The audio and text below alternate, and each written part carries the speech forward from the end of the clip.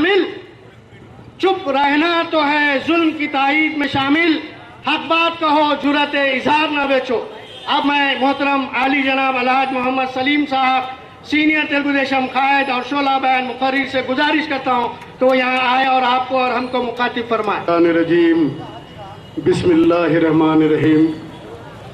मोहतरम जनाब मुजफ्फर अली खान साहब सदर जलसा कायद तेलुगुदेशम पार्टी हल्के असम्बली मलकपेट, दाइस पे मौजूद जनाब कोटेश्वरराव साहब, परमिंदर गौड़ साहब, हन्नान साहब और मूसा साहब और दीगर तेलुगुदेशम कायदीन, जलसे गांव में मौजूद मुजफ्फर अली खां के चाहने वालों को मेरा सलाम। जहां जहां मेरी आवाज़ जा रही है उन तमाम को मेरा सलाम। आज मैं अपनी तकरीर का आगाज करने से पहले यहां जब मैं खड़ा हूं तो मुझे मेरे एक मरहूम दोस्त याद आ गए। मैं उनकी मग़फ़िरत की दुआ करता हूं, अल्लाह उनकी खबर को नूर से भर दे। जनाब हमीद भाई साहब जो जनाब अहमद खान साहब के बड़े भाई हैं, वो मेरे जलसों में मेरी तकारीर सुनने के लिए सारे हैदराबाद में वो आया करते थे। बहरहाल इलेक्शन का ज़माना करीब आ गया, बहुत सी सियासी जमातें आपके दरमियान में आएंगी और आपसे बड़े बड़े वादे करेगी। हर कोई आपको हथेली में जन्नत दिखाने की कोशिश करेगा, हर कोई आपके मसाइल को हल करने की बात करेगा और हर कोई आपको एक सुनहरे दौर की तरफ ले जाने की बात करेगा। लेकिन आज हम देखते हैं कि हिंदुस्तान के अंदर वो कांग्रेस जिसने तकरीबन 56,000 फसादात करवाए, वो कांग्रेस जिसने बाबरी मस्जिद को शहीद किया, वो कांग्रेस जिसने आज महंगाई का ये आलम कर दिया कि गरीबों का जीना मुश्किल कर दिया, वो कांग्रेस जिसने एक साल के अंदर 10-10 मरतबा पेट्रोल के दाम बढ़ाती है, वो कांग्रेस जिसने गैस के दाम बढ़ाकर आज गरीबों का जीना मुश्किल कर दिया, वो कांग्रेस जिसके दौर के अंदर आज गरीबों की तालीम का कोई इंतजाम नहीं है, वो कांग्रेस जिसने आज गवर्नमेंट स्कूलों की वो हालत कर दी कि स्कूलों के अंदर पढ़ाने के लिए टीचर्स नहीं है, बैठने के लिए बच्चों को कुर्सियां नहीं हैं, किसी स्कूल के अंदर बाथरूम का इंतजाम नहीं है, तो किसी स्कूल के अंदर पीने के लिए पानी का इंतजाम नहीं है। मासूम बच्चे नीचे बैठकर तालीम हासिल करते हैं, पढ़ाने के लिए टीचर्स नहीं हैं। ये कांग्रेस ने आज हिंदुस्तान के अंदर आवाम को ये दिया।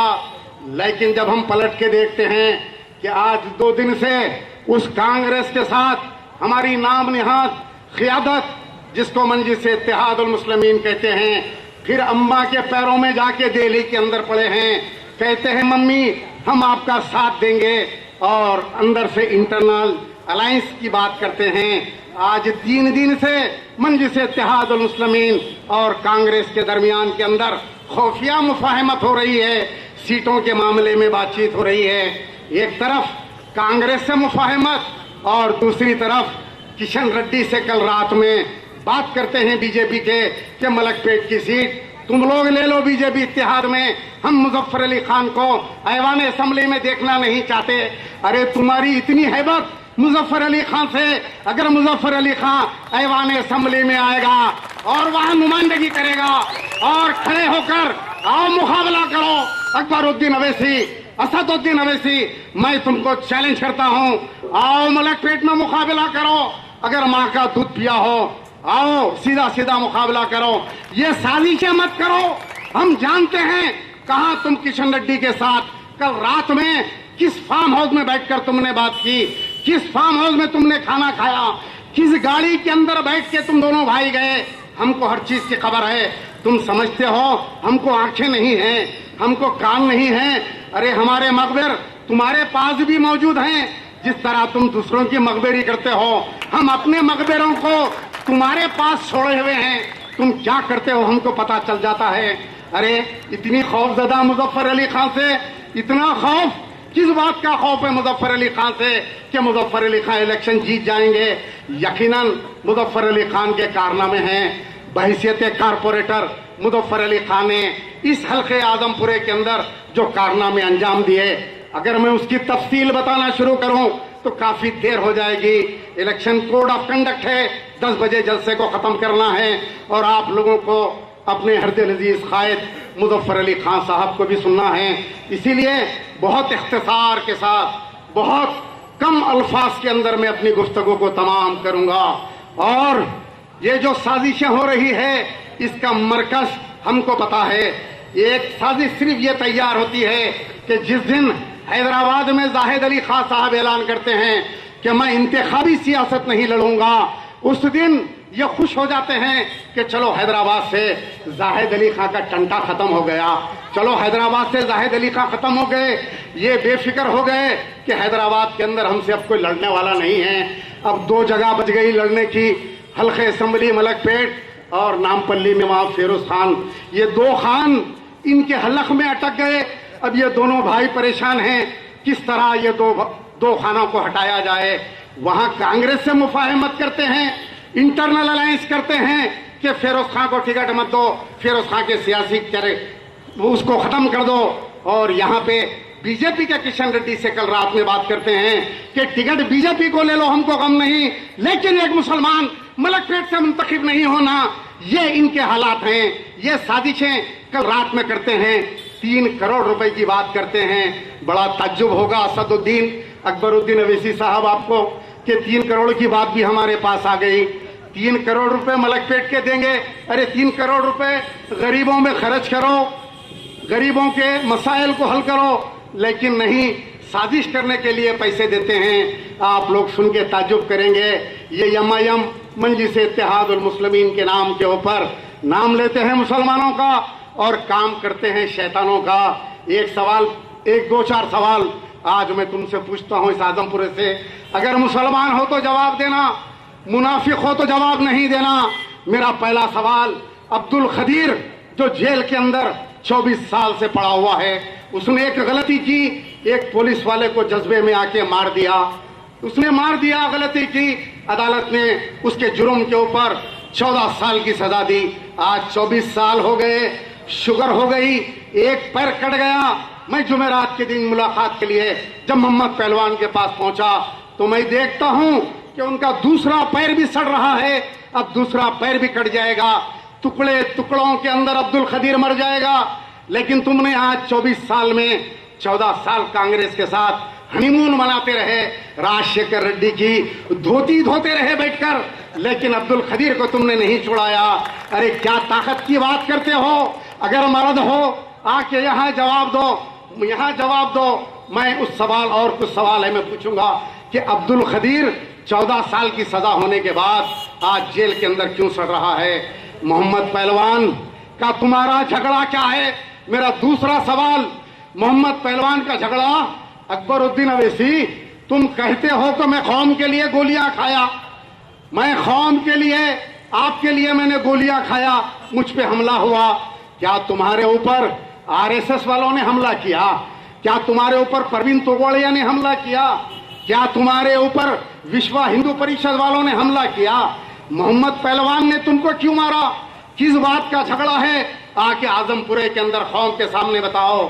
मेरा तीसरा सवाल है, हैदराबाद इंटरनेशनल एयरपोर्ट के ऊपर मस्जिद उमर फारूक, एयरपोर्ट पे 420 गज के ऊपर, मैं बाबरी मस्जिद की बात नहीं कर रहा हूं, मैं बात कर रहा हूं हैदराबाद इंटरनेशनल एयरपोर्ट के ऊपर मस्जिद उमर फारूक 420 गज के ऊपर मस्जिद थी। तुमने ये दलाल मुसलमानों का मोहम्मद अली शब्बीर, ये हुकूमत का दलाल, उस वक्त का मिनिस्टर ऑफ इंचार्ज सिटी था, तुमने और मोहम्मद अली शब्बीर ने मिलके एमजीआर के साथ क्या मामला किया? उमर फारूक मस्जिद कहां गई? आओ आजमपुरे के ऊपर खड़े होकर मुसलमानों को जवाब दो। मैं सुनना चाहता हूं, अगर तुम हक पे हो तो यहां आके बताओ कि हैदराबाद के अंदर मस्जिद कैसे शहीद हुई। जाओ छतरी नाका पुलिस स्टेशन के सामने, अकबरुद्दीन अवैसी आप तकरीर में कहते हैं कि मैं लाल दरवाजे को हरा कर दूंगा। अरे क्या पेंटर का काम करेगा? दरवाजे हरे करते फिरेगा? मैं पूछता हूं, छतरी नाका पुलिस स्टेशन के सामने 2 मसाजिद है, एक मस्जिद का नाम मस्जिद उमर है और एक मस्जिद का नाम मस्जिद, कुछ नाम है मेरे जहन से निकल रहा है। एक मस्जिद के अंदर लकड़ियों की टाल है, छतरी नाका पुलिस स्टेशन के सामने की बात कर रहा हूं, जहां के अकबरुद्दीन अवैसी रुकने असेंबली हैं।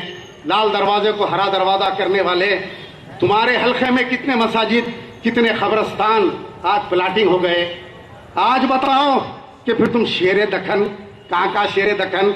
अरे जंगल में ले जाके छोड़ो, अब इलेक्शन आ रहा, मैं बोला ये शेरा बहुत निकल गए, ये शेरों का कुछ काम करना। कल मैं जू के डायरेक्टर साहब को फोन किया, मैंने कहा जरा जाली की गाड़ी तैयार रखो, कहीं भी नजर आए शेरों को जाली में डाल के जू में भिजा देंगे। इनका काम जू में है, शहर में फिरना नहीं है। जानवरों का काम, शहर में खतरनाक होते हैं जानवर। आइए मेरा तीसरा चौथा सवाल मेरा औकाफ की जमीन है। आज यकबाल साहब, मैं जो बात करूंगा हक की करूंगा, ना हक की कोई बात नहीं करूंगा। उसका जवाब देना आजमपुरे में जलसा होगा। आजमपुरे वालों सुनो, मेरे सवालों को याद रखो। जब यहां आके जलसा करेंगे तो उनसे उनका गिरेबान पकड़ के जवाब पूछना कि एक आदमी ने तुम्हारे से कुछ सवाल करके गए, क्या वो झूठे सवाल या उसने इल्जाम लगाए या वो सवाल सच है? मैं अल्लाह को गवाह रख के कह रहा हूं, मैं यहां पे जवाब देना। मेरा चौथा सवाल, औकाफ की जमीनें, लैंको हिल जो औकाफ की हजारों करोड़ की जमीन है, वो जमीन कहां चली गई बतलाओ? राजगोपाल लकड़ा पार्टी हजारों करोड़ रुपए के वहां कॉम्प्लेक्स बनाया, नाश्ते के ऊपर असदुद्दीन अवैसी साहब ब्रेकफास्ट डिप्लोमेसी करते हैं उसके साथ, और लैंको हिल की औकाफ की जमीनें बर्बाद हो जाती है। आज इतने जमाने से हैदराबाद के अंदर 56 साल से क़ियादत का दावा करने वाले, मैं तुमसे पूछना चाहता हूं, आज का अखबार उठा के देखो, आज का सियासत अखबार देखो, जिसके आखिरी सफे में लिखा है कि यकबाल साहब जो आईपीएस ऑफिसर हैं, औकाफ बोर्ड के आज स्पेशल ऑफिसर हैं, वो कहते हैं कि सालाना 7 करोड़ की आमदनी है। अगर औकाफ बोर्ड के किराए बराबर वसूल होंगे तो 700 करोड़ रुपए सालाना किराए जमा होंगे। आज का अखबार उठा के देखो। अरे मैं पूछना चाहता हूं, 56 साल से तुम्हारी हुकूमत है पुराने शहर के अंदर, लेकिन 56 साल के अंदर तुमने औकाफ बोर्ड के ऊपर क्या किया? औकाफ बोर्ड का अगर तुम 700 करोड़ की आमदनी कर देते तो मुसलमान बच्चा तालीम याफ्ता हो जाता। हैदराबाद में मेडिकल कॉलेज होता औकाफ बोर्ड का, हैदराबाद में इंजीनियरिंग कॉलेज होता, हैदराबाद में एमबीए होता, हैदराबाद में औकाफ बोर्ड का एमसीए होता, हैदराबाद में नर्सिंग कॉलेज होता, हैदराबाद में डेंटल कॉलेज होता, औकाफ बोर्ड होता। 700 करोड़ रुपए की अगर सालाना आमदनी होती तो मुसलमानों के मसाइल हल होते। लेकिन ये नहीं चाहते कि मुसलमानों के बच्चे, मिल्लत के बच्चे, गरीबों के बच्चे तालीम याफ्ता हों। अगर ये पढ़े लिखे हो जाएंगे तो इनसे सवाल करेंगे, उनको शऊर आ जाएगा। और इसी तरह आहिस्ता आहिस्ता यहाँ बड़े बुजुर्ग भी नजर आ रहे हैं। मैं कहता हूँ, क्या इस शहर के अंदर कोई तालीमी इदारे थे? पहले सारे सरकारी स्कूल थे। सरकारी स्कूल से लोग डॉक्टर बन के निकलते, सरकारी स्कूल से बच्चे इंजीनियर बन के निकलते। कोई प्राइवेट स्कूल नहीं था। बड़े बड़े लोग अमेरिका गए, लंदन गए, दुनिया में नाम कमाया, वो सरकारी स्कूलों से नाम कमाया। प्राइवेट स्कूल का तस्वुर नहीं था। 2-4 स्कूल थे, Alia school, Hyderabad public school, जहां बड़े बड़े लोगों के बच्चे जाते। लेकिन सारे लोग सरकारी दवाखाने को जाते, कोई प्राइवेट दवाखाने नहीं थे। सारे लोग सरकारी स्कूल में तालीम हासिल करते। आज वो सरकारी स्कूल कहां चले गए? आज बोर्ड के ऊपर लिख के लगाते हैं 7 करोड़ रुपए के। मेरा 5वां सवाल, 7 करोड़ रुपए के हैदराबाद के अंदर बोर्ड लगाए गए, उस पे असदुद्दीन अकबरुद्दीन अवैसी की फोटो लगी है, उस पे इंग्लिश में लिखा है अवर वर्क इज अवर आइडेंटिटी। क्या काम है इनका? 56 साल में सरकारी स्कूलें खत्म हो गए, our work is our identity. औकाफ के कब्रिस्तान प्लाटिंग कर दिए, our work is our identity. मस्जिद उमर फारूक बेच के खा गए, our work is our identity. औकाफ बोर्ड के जमीनों को खा गए, our work is our identity. Darussalam पे कब्जा कर लिए, our work is our identity.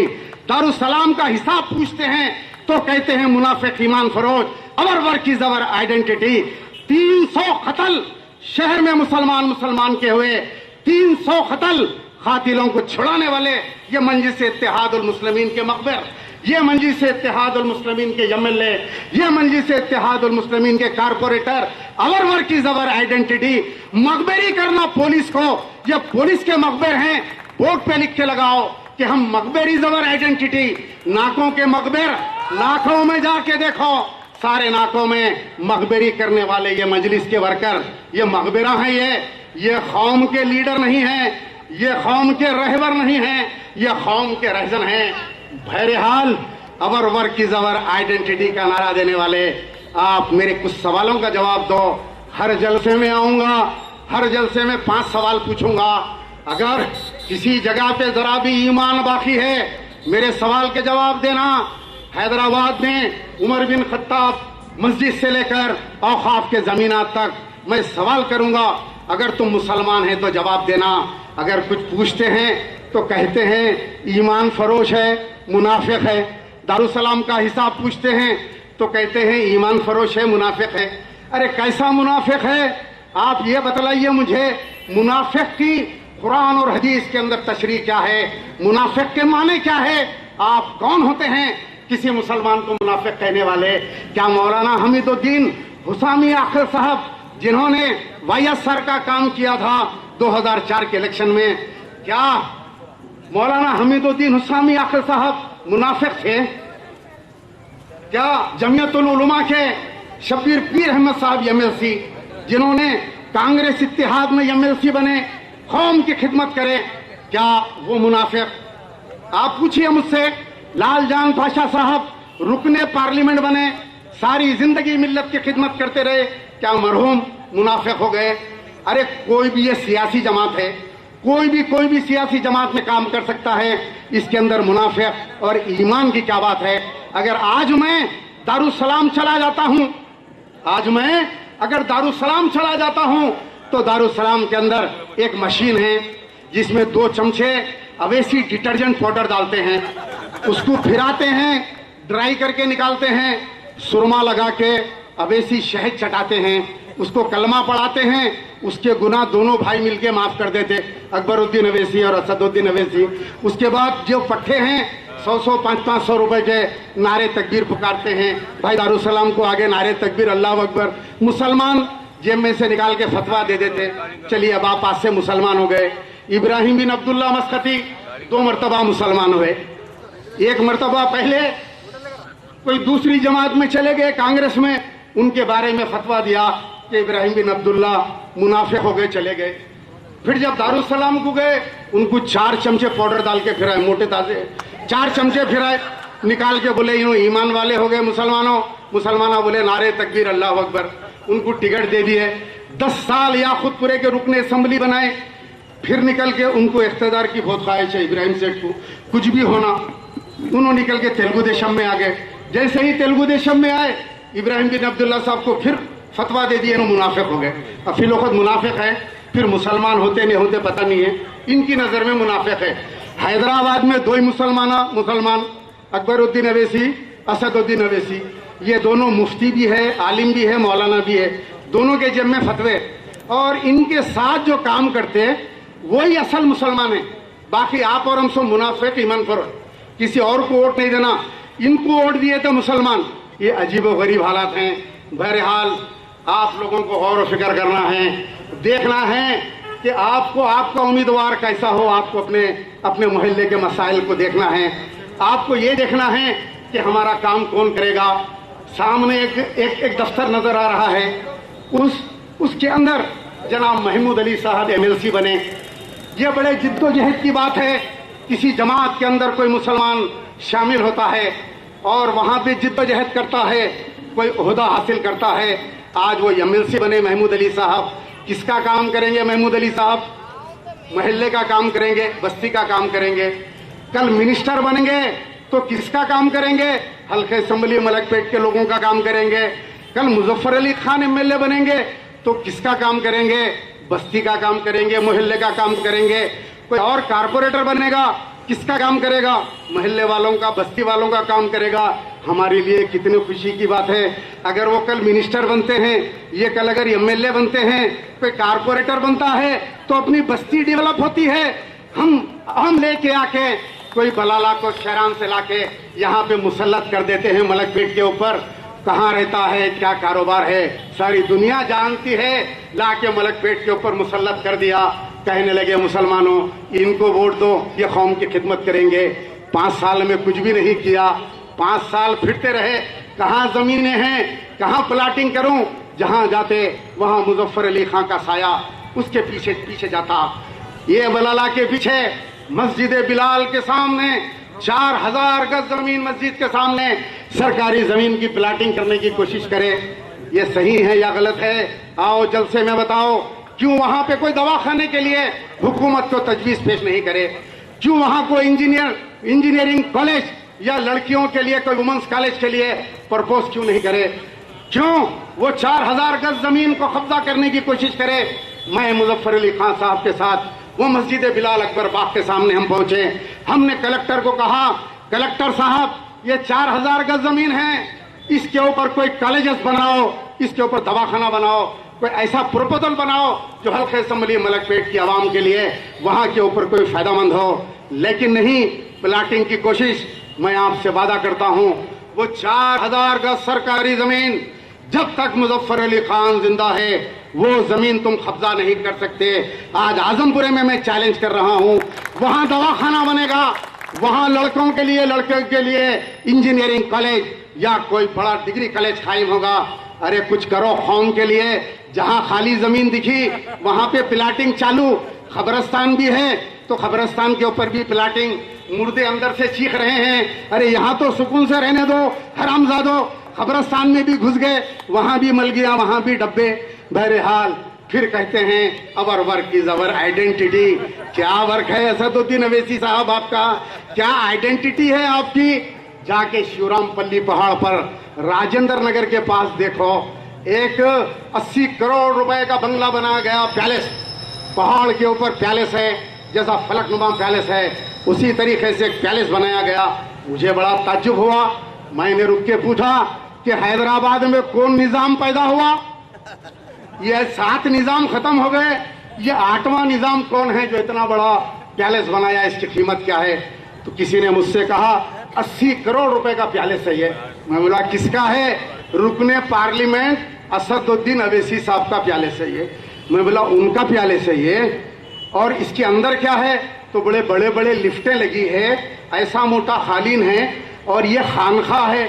मैं बोला ये खानखा क्या होती है? तो बोले इन्हों एक मुर्शद के मुरीद बने। बोला इन्हों मुर्शद के मुरीद? पूरे हैदराबाद के मुर्शदा इनके पेट में मुंडी डालते हैं, इन्हों किसी और के पेट में मुंडी कैसा डाले? ये कहाँ का मुर्शद है?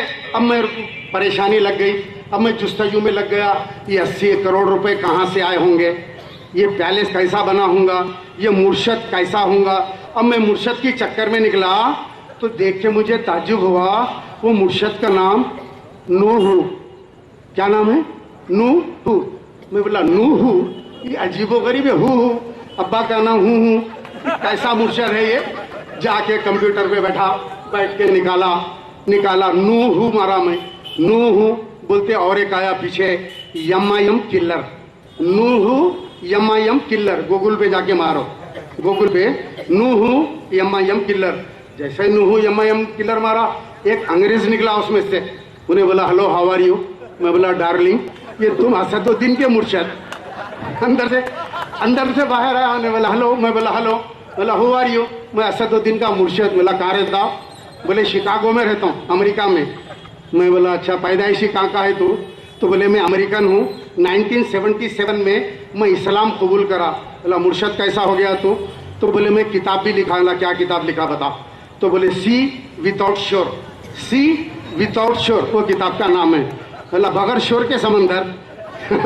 गांव में पटेल नहीं है जैसा इसके मुर्शद।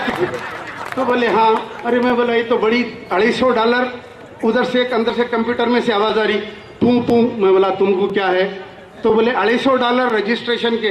बोला $250 अमेरिकन डॉलर रजिस्ट्रेशन के? तो बोले हो मेंबरशिप भरना है मुर्शद की तो $250। फिर और एक आवाज आई टू। मैं बोला ये क्या है भाई? मुर्शद का नाम हूँ नूहू, उनके अब्बा का नाम हूँ। अब ये आवाज अलग आ रही टू। बोला क्या है टू? तो बोले $300 दर्स के। उनका आवाज सुनने के $300। अब मुर्शद अचानक मेरे को एक दिन फोन आया कि वो असदुद्दीन के मुर्शद आ गए। मैंने आ गए, जाके देखा तो पूरे सारे हैदराबाद के जितने गुंडे रौडियाँ हैं वो सब बंगले पे बैठे हुए हैं वहाँ पे शिवरामपल्ली के, बकरे वकरे कट रहे, मुर्शद अंदर है और वो $300 दे के उनका आवाज़ सुन रहे हैं।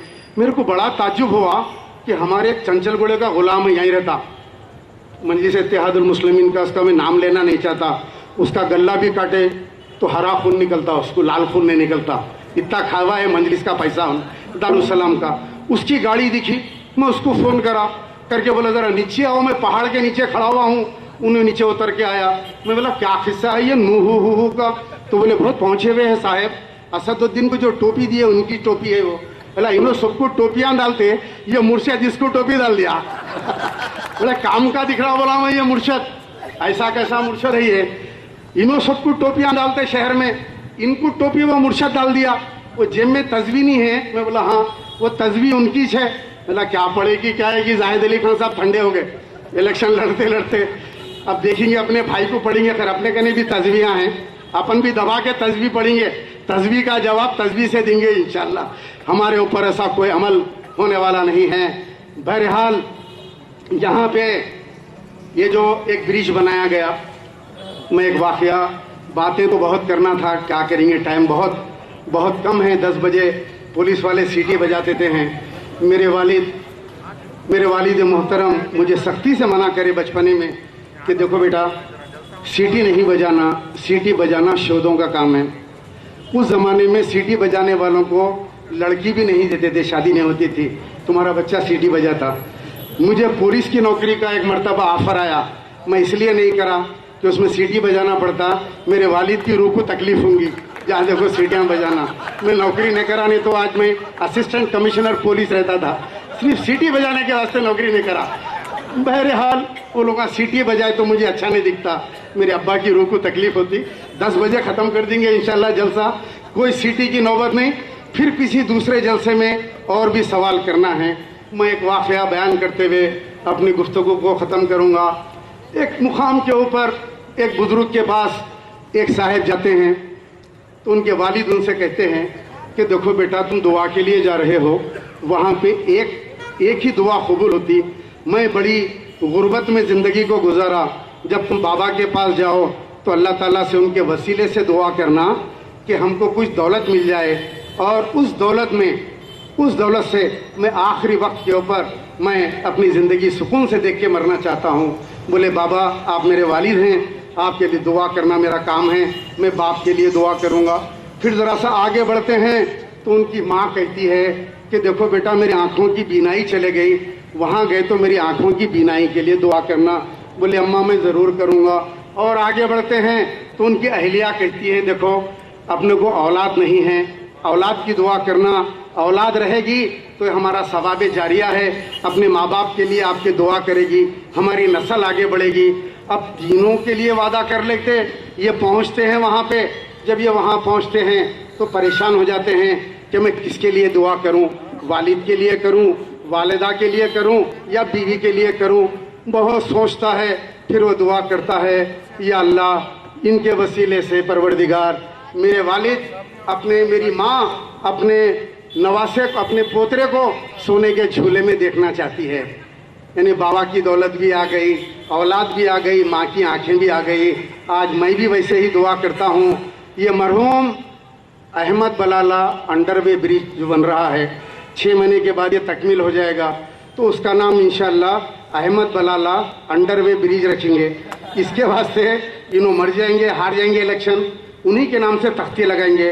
अरे अल्लाह उस तख्ती के ऊपर मैं Mahmood Ali minister city incharge, Muzaffar Ali Khan MLA Malakpet, Amjadullah Khan corporator की तख्ती देखना चाह रहा हूँ परवरदिगार। जब तक मेरे को जिंदा रख के वो तख्ती दिखाओ मेरे को। एक साहब को मार दिए, इधर से जाना था ब्रिज, इस तरफ से बनना था, उधर मुजफ्फर अली खां की ज़मीन है, उधर उस तरफ नाले के उस तरफ डायरी है। उस डायरी को तोड़ने के लिए देखो आप, इबलीस जो शैतान है, अगर आपको कहीं देखना है तो आप दारुसलाम में चले जाओ, 40-50 इबलीस एक टाइम में टहलते हुए नजर आते। एक शैतान नहीं, 5-6 शैतानों को देखना है, 50-60 तो आप